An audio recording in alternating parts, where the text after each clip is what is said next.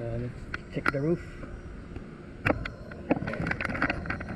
Got some roof jobs. There are the boys.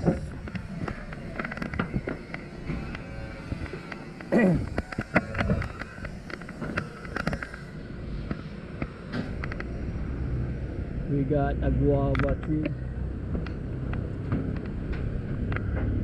So ito yung dating kuwero. Diba pwede pa po repair kasi ito yung gawa niyang water.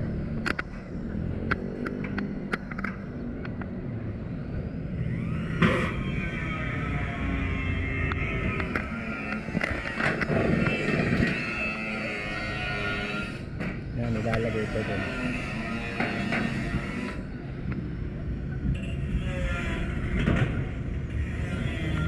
Buti na lang di kuryente yung dahil kung di baterya magcha-charge tayo na magcha-charge.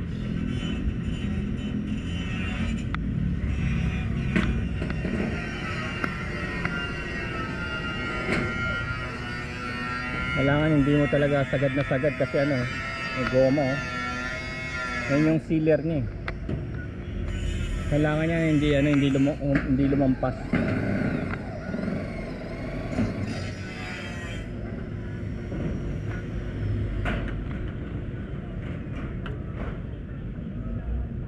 Ina-alternate pala para may guide.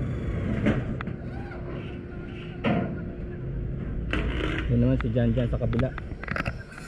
Ginagawa yung si Parlin. Ito yung bagong long span painted. Ito painted din lahat painted Tapos ito na yung ilalim. Retrofit pa.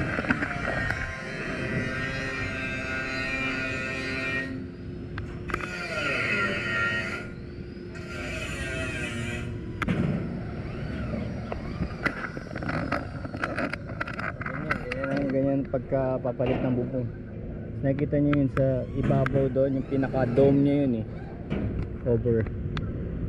Baka ako makakit loose tayo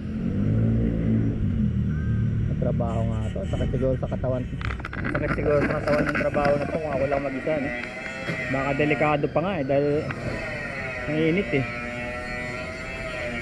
kaya lang mangyayari dito ako na magre-repair ng rest, silang dalawa dito sa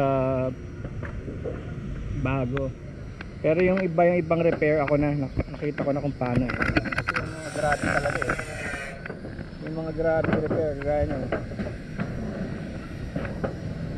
pero ito kasi bahay yan so okay lang na sila gumawa, experts. Pero ito kasi garahe lang yan garage lang yan ng mga sakyan kaya kahit hindi perfect pwede mag practice dyan.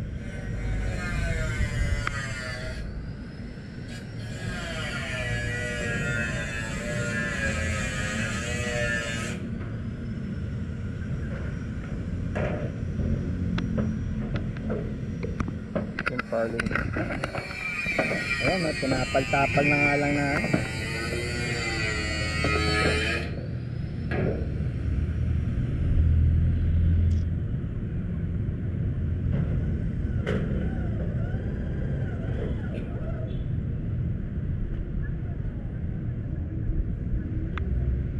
that's the garden. May mango pa pala mango pang buhay.